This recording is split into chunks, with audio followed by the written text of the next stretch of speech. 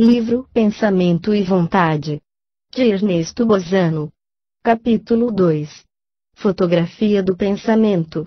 A expressão fotografia do pensamento parece-nos, não pode ser aplicada senão a uma parte das manifestações compreendidas nesta classe de experiências.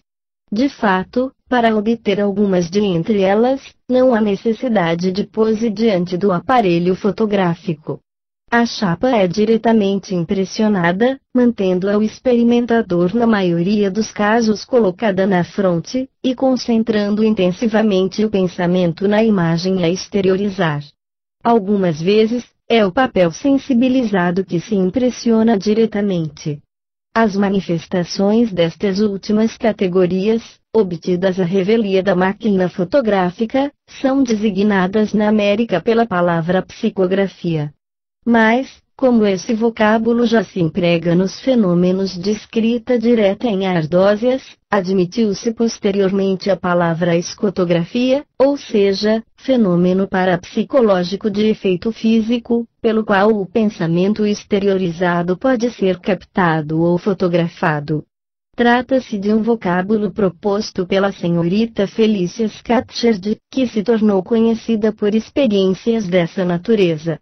A propósito de escotografias como de fotografias do pensamento, convém notar que os resultados obtidos, quando o experimentador se propõe a realizá-las e concentra o pensamento em dada imagem, limitam-se a coisas muito simples, tais como esferas, triângulos, garrafas, bengalas, sem atingir jamais imagens complexas, tais como um rosto ou uma forma humanos. Os melhores resultados, com a reprodução de fisionomias e indivíduos, foram obtidos fortuitamente, isto é, quando não havia propósito de fotografar uma forma-pensamento, ou seja, uma escotografia. Mas nestes casos se constata, infalivelmente, que a imagem gravada na placa fotográfica havia no momento, ou um instante antes, atravessado a mente do experimentador. Tudo isso demonstra, mais uma vez, que, nas manifestações supranormais da psique, a vontade constitui obstáculo à sua livre manifestação. Noutros termos, isso demonstra que as faculdades supranormais da psique pertencem à parte integral subconsciente, por consequência, que a personalidade consciente não pode utilizar essas faculdades senão de modo excepcional e rudimentar. Ao empregar neste momento, em acepção genérica, o termo fotografia do pensamento, direi que as primeiras tentativas desse gênero remontam ao ano de 1896, quando o comandante Darjet e mais um seu amigo, persuadidos de que o pensamento era uma força exteriorizável, resolveram concentrar o próprio pensamento em determinada imagem, a fim de projetá-lo sobre uma placa fotográfica. A 27 de maio de 1896, Darjet fixou em chapa sensibilizada a imagem muito nítida de uma garrafa, na qual pensara com tanta intensidade, que lhe acarretou forte dor de cabeça. Essa experiência foi repetida 5 de junho do mesmo ano, com pleno êxito, e assim relatada. Tendo o Sr. Aviron dito que para afastar toda a objeção de acaso ou coincidência conviria obter ainda outra garrafa, pelo mesmo processo, resolvemos tentá-lo. E nem por isso deixamos de lhe beber do conteúdo, uma bela aguardente, nem deixei eu de fitá-la por longo tempo. Subindo a câmara escura, tentava o mesmo processo, colando os dedos na chapa, e quando os vimos marcados, retiramo-la, fixada e levada, para procurar a garrafa, que, por fim, encontramos. Mas, no dia seguinte, ao fazermos a revelação em papel, o que mais nos impressionou foi uma figura de mulher, com uma cabeleira característica. Tratava-se, incontestavelmente, de um espírito que pretendera fotografar-se. Revue Scientifique et Morale du Spiritisme, 1904, página 643. Darjet talvez tenha razão nessa afirmativa, visto que ele e o companheiro não só não pensavam, absolutamente, em qualquer pessoa, como jamais conheceram a mulher cujo semblante ficara impresso na chapa fotográfica.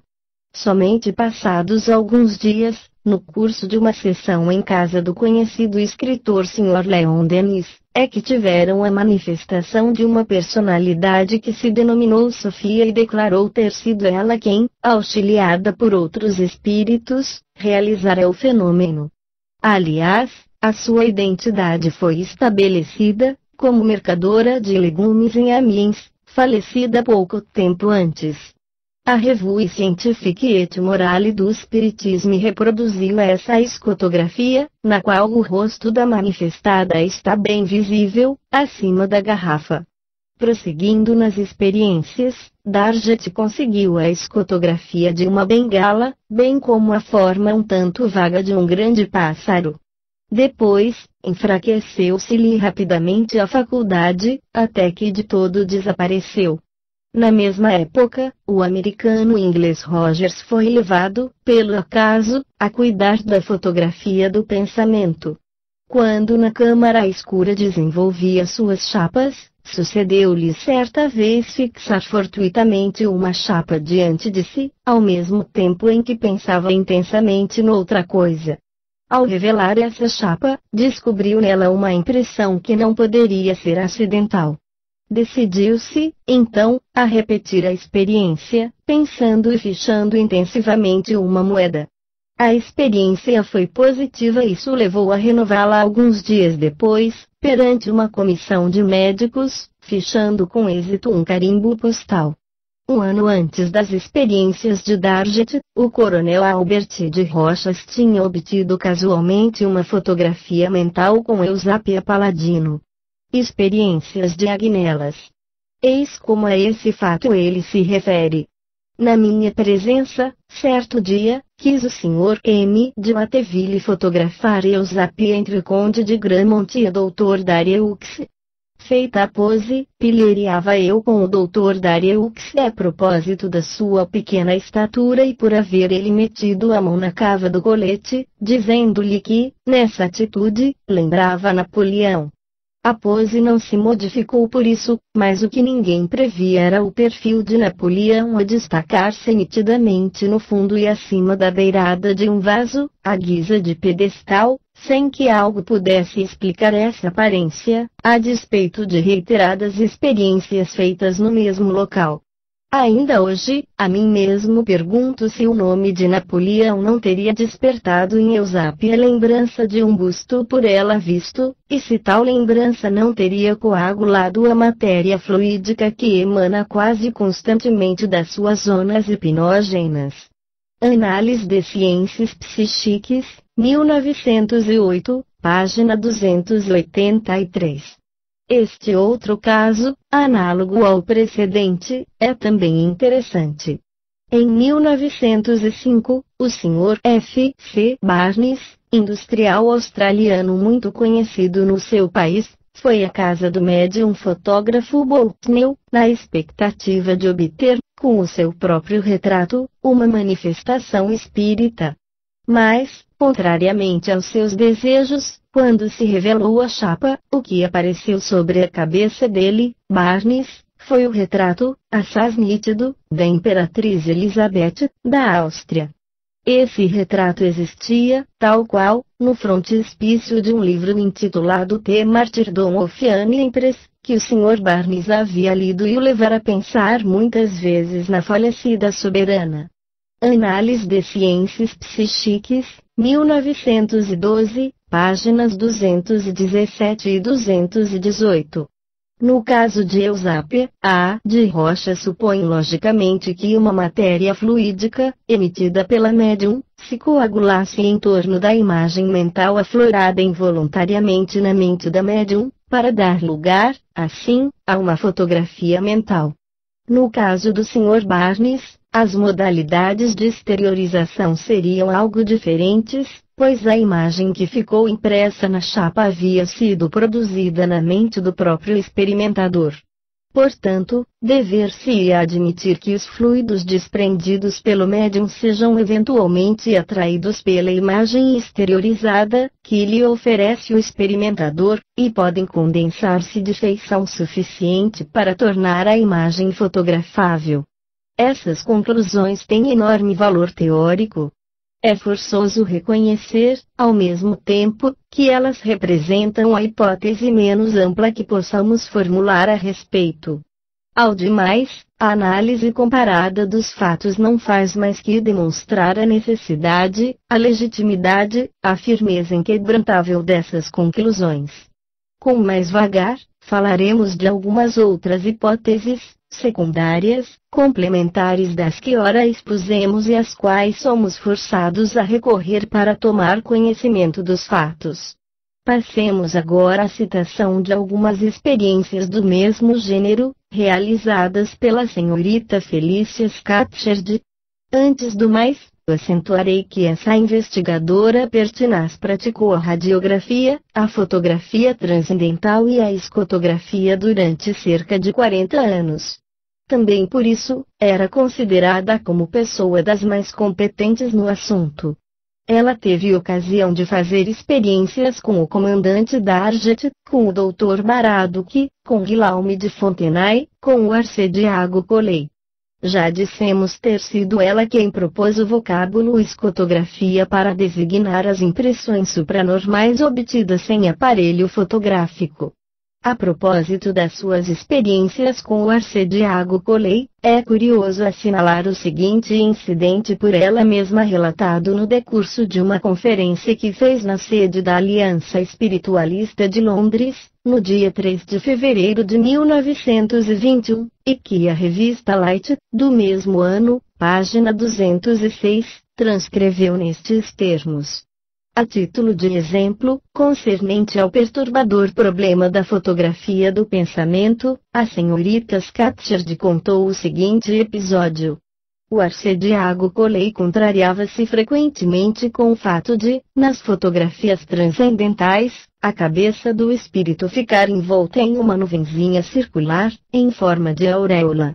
Ora, um dia foi ele retratar-se na companhia de um amigo, mas, desta feita, por motivo inteiramente alheio a pesquisas experimentais.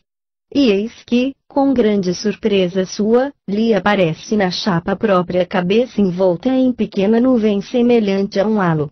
A senhorita Scatcherd, que estava presente, perguntou ao Arcediago qual a pessoa em que havia pensado no momento da pose.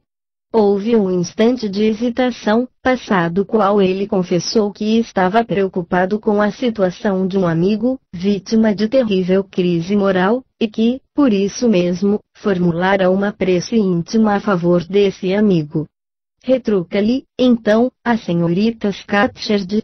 Neste caso, espero que doravante não se aborreça com o aparecimento das auréolas espíritas, para lhes reconhecer o extraordinário valor técnico, na fotografia. Assim é que os santos sempre foram vistos com essa mesma auréola, cuja existência acaba de revelar-se sobre a sua fronte. A revista Light reproduz a fotografia em apreço, na qual se verifica que a auréola do Arcediago Coley é absolutamente análoga às que aparecem nas fotografias transcendentais. Conhecem-se, ao demais, várias outras fotografias idênticas, de pessoas que, no momento de tirá-las, estavam absorvidas por cogitações profundas. Justo fora, portanto, inferir que, nestes casos, a auréola corresponde à substância fluídica, ou etérica, desprendida do órgão cerebral, quando intensamente trabalhado pelo pensamento, tal como nas fotografias de cooperação mediúnica e nas aparições de formas transcendentais. Essa auréola se forma da substância fluídica, desprendida pelo médium, e graças à qual fotografáveis se tornam as imagens criadas pelo pensamento dos assistentes, ou pela vontade dos desencarnados. Este segundo fato, também respigado das experiências da senhorita Scatcherd, ocorreu espontaneamente na presença do Arcediago Coley, que era um poderoso sensitivo, tanto quanto era a mesma senhorita. A 5 de julho de 1910, em virtude de urgente chamado, encaminhei-me apressadamente à estação e aí tomei o comboio para Stockton Rugby, onde reside o arcediago Coley, tencionando regressar à noite desse mesmo dia. Como estivesse ameaçando chover, ao partir apenas sobrepus uma capa impermeável ao caseiro vestido branco que trazia. Não tendo sido possível regressar à noite, por falta de comboios, tive de pernoitar no presbitério. Na manhã seguinte, à hora da partida, teve o arcediago Coley a lembrança de me fotografar no jardim. Colocou a placa no chassis, regulou o aparelho e chamou-me. Durante a pose, por sinal rapidíssima, lembrei-me abruptamente da minha apressada partida na véspera, que me não permitiu tomar um vestido de passeio, e disse a mim mesma: com aquela minha blusa bordada, certo, agora ficaria mais bem retratada. Dias depois, recebi um exemplar da dita fotografia. O arcediago não tivera outro intuito, ao tirá-la, que o de possuir o meu retrato e, assim sendo, ficou surpreso ao descobrir ao meu lado uma forma espiritual. Mas, a mim o que me causou maior admiração foi o evidente esboço de reprodução da minha blusa bordada, aquela mesma blusa que eu imaginara no momento de posar, e que lá ficara bem arrumada no meu guarda-roupa. Empreguei deliberadamente a palavra esboço, porque o desenho dos bordados não está visível, mas vê-se sobre o meu busto uma blusa diáfana, quando a que eu vestia, realmente, não passava de uma leve camiseta. O que prova a identidade da blusa, por mim imaginada, é o arredondado das suas pontas, quando todas as demais que possuo as têm quadradas.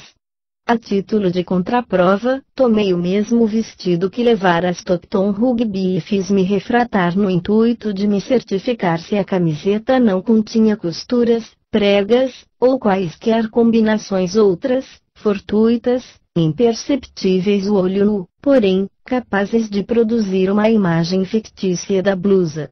Nada disso encontrei, como, aliás, eu esperava. Light, 1913, página 356. Noutro artigo da senhorita Scatcherd sobre o mesmo assunto, artigo incerto em o número de fevereiro de 1921, página 126, veio reproduzida a fotografia em questão, e nesta vemos a senhorita Scatcherd de pé, da altura dos joelhos para cima. A fotografia não é perfeita e a forma espiritual reduz-se a pequena nuvem ectoplásmica, mas o desenho diáfano, da blusa é inexistente, é nítido e indubitável. Este outro incidente narrado pela senhorita Scatcherd é curioso e interessante. No dia 24 de fevereiro de 1923, foi ela a Crewe, visitar os famosos médiums Srs. Hope e Buston, com os quais entretinha velhas e amistosas relações, de 16 anos. Levava consigo um pacote de chapas fotográficas, embora sem o intuito de utilizá-las, pois o seu fim era apenas trocar ideias a respeito de uma projetada série de conferências na sede da Sociedade de Investigações Psíquicas. Os três interlocutores não chegaram a um acordo sobre determinados pontos do dito projeto, e de start decidiram recorrer aos seus guias espirituais, que costumavam manifestar-se por mensagens impressas em chapas fotográficas.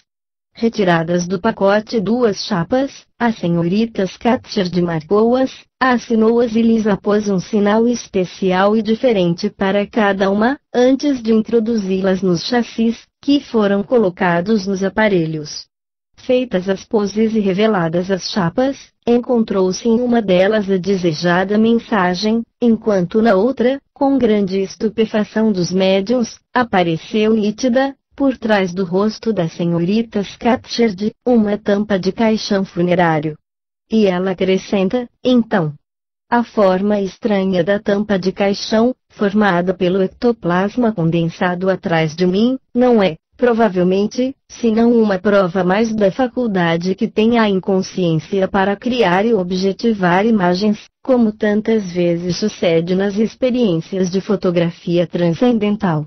convém advertir, a propósito, que sábado à noite, em chegando à casa dos médiuns, aí encontrei algumas pessoas que regressavam das exequias de um membro da igreja espiritualista de Creu.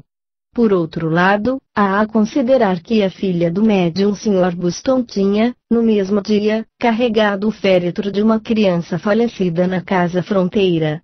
E quando, no dia seguinte, posava para tirar essa fotografia, o Sr. Buston se encontrava na igreja anglicana, assistindo às exéquias da referida criança. Light, 1923, página 252.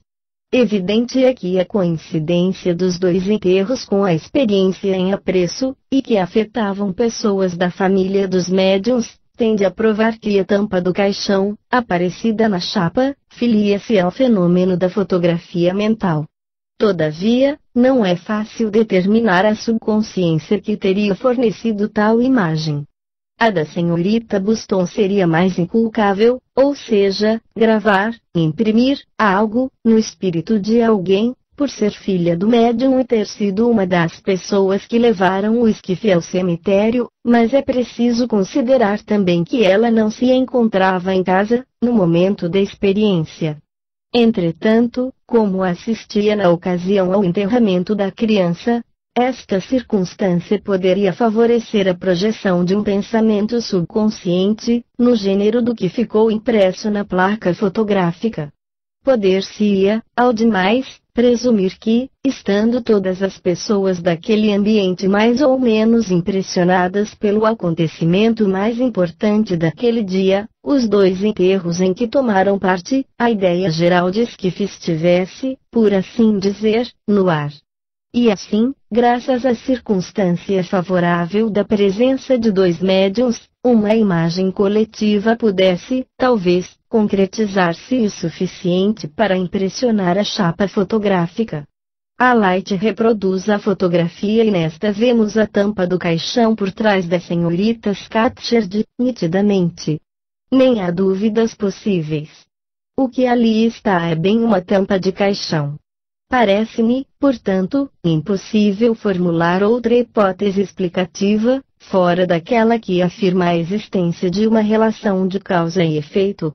De um lado, os enterramentos ocorridos na localidade em que se realizou a experiência, e de outro lado o fenômeno da tampa de caixão surgida na placa sensibilizada. Notarei mais, com relação à autenticidade do fenômeno, que no canto esquerdo da chapa reproduzida pela Light aparecem nítidas as três siglas que a senhorita Scatcherd lhe havia posto, a título de controle. Esgotado, assim, o assunto de um dos fenômenos produzidos nas circunstâncias de que nos ocupamos, resta falar do outro. A mensagem obtida na chapa fotográfica. Eis o texto dessa mensagem, ou antes, mais exatamente, dessas duas mensagens recebidas. Amigos, estou pronto para guiar-vos com os meus conselhos. Não aceitem desafios.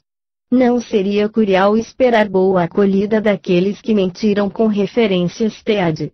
Não se iludam pensando que eles os poupem. Arcediago Coley. Caro Hope. Penso como Arcediago Coley. Não hesites, não te impressiones, vai a Londres. W.T. Stead. A senhorita Scatcherd assinala que a primeira mensagem, assinada pelo Arcediago, é a reprodução perfeita da sua caligrafia humana, e acrescenta que o fato de haver sido duplamente sublinhado o vocábulo mentiram é outro traço característico do signatário, que, quando na Terra, assim procedia invariavelmente na sua correspondência epistolar.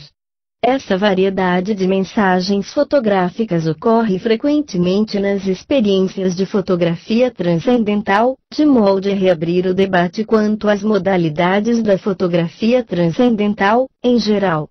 A propósito, preciso advertir que essas mensagens supranormais não são obtidas apenas quando se introduz a chapa no aparelho, e sim com esta fora dele.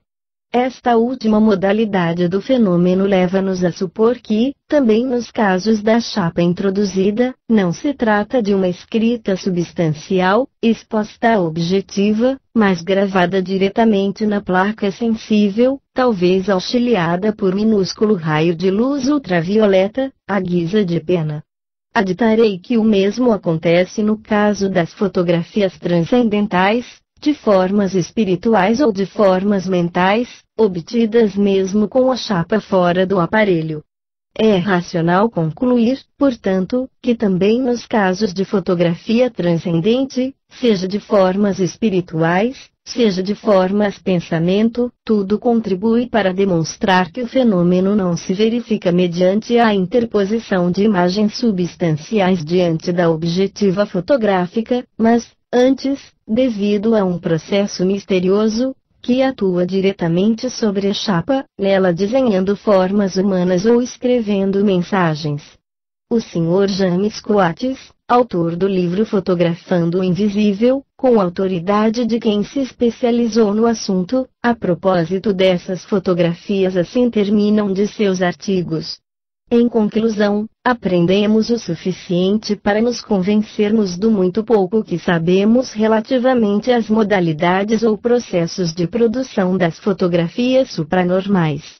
Por outro lado, aprendemos que os supostos meios pelos quais se realizam essas fotografias, pressupondo que a forma do espírito se posta em face da objetiva, não são confirmados pelo exame dos fatos. Assim é que, utilizando diversos aparelhos e focalizando as objetivas um dado ponto, a impressão apenas se dá em um aparelho. Óbvio, portanto, que se naquele ponto houvesse algo de substancial, todos os aparelhos o registrariam. Com estes artigos espero haver demonstrado que os processos, graças aos quais se operam as fotografias experimentais, são certamente múltiplos, ao passo que as últimas experiências demonstram que as inteligências operantes não se limitam a empregar sistemas de antemão fixados. Light, 1921, página 122. Assim se exprimindo, não pretende o Sr. Coates negar a existência das formas espirituais autênticas, do pensamento, que não sejam substâncias, fotografáveis e fotografadas. Ele quer somente dar a entender que as inteligências operantes conseguem obter o fenômeno em apreço sem necessidade de recorrer à objetivação de imagens substanciais, o que é uma verdade incontestável. De qualquer forma, para sermos corretos na ilação dos fatos, notarei que a circunstância da convergência de várias objetivas, com a só impressão de uma imagem supranormal, não basta para demonstrar que no ponto dado não houvesse nenhuma forma, qualquer imagem substancial. Lembrarei, a propósito, um caso que se lê no livro intitulado Fronteotercide, publicado em 1925, por J. H. Miller.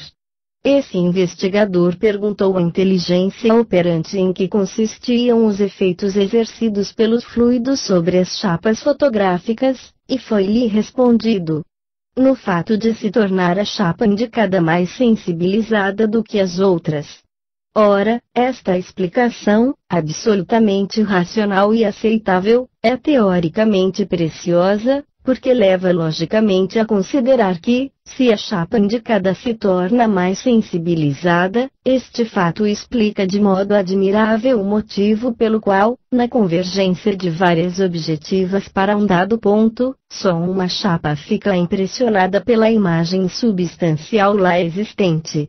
Ao demais, há um fato tendente a demonstrar que, se é verdade que algumas pretensas fotografias de imagens supranormais são, na realidade, desenhos, menos verdade não é que numerosas imagens dessa espécie devem ser, positivamente, formas espirituais projetadas de fora da chapa fotográfica. É o caso dos clarividentes que, quando assistem a quaisquer sessões, descrevem de antemão as formas espirituais que se colocam diante da objetiva, concordando as suas descrições com o resultado da fotografia. Lembrarei, neste particular, o episódio do reverendo William Stanton Moses, que diz perceber à direita do Dr. Spear, o qual posava diante da objetiva, uma forma por ele minuciosamente descrita, tal como apareceu posteriormente na chapa revelada. O Dr. Spear, por sua vez, reconheceu nesse retrato uma sua irmãzinha falecida 40 anos antes, na idade correspondente à imagem obtida. Igualmente lembrarei as experiências bem conhecidas do Sr. Bertie, durante as quais os sensitivos previamente descreviam as formas que se apresentavam diante da objetiva e cuja autenticidade ficava depois invariavelmente averiguada. Ora, se levarmos em conta a frequência dessas descrições antecipadas, das formas que devem impressionar e aparecer depois nas placas sensíveis, seremos forçados a concluir que os casos de objetivação propriamente dita de formas espirituais e de imagens mentais são mais numerosos do que aqueles em que a fotografia é um desenho supranormal, executado sobre a placa sensibilizada. Dada essa explicação, volto à narrativa de outros exemplos de fotografias do pensamento. A Sra. Cordelia A. Greaves enviou a Light, 1921, página 559, o seguinte relato de um episódio com ela mesma ocorrido. Começou por dizer que uma de suas amigas, tendo perdido a mãe e desejando obter desta uma fotografia mediúnica, lhe escreveu pedindo um conselho. A Sra. Greaves conduziu à casa de um senhor de suas relações, possuidor de notáveis faculdades mediúnicas, posto que de longa data houvesse deixado de exercê-las. Recebidas amavelmente e atendidas no que desejavam, fizeram-se esposas e voltaram mais tarde para conhecer o resultado. E continua dizendo a Sra. Greaves. Na sexta chapa, sobre a qual estava retratado o Sr. X, percebiam-se nitidamente luminosidades e nuvens em torno do seu busto.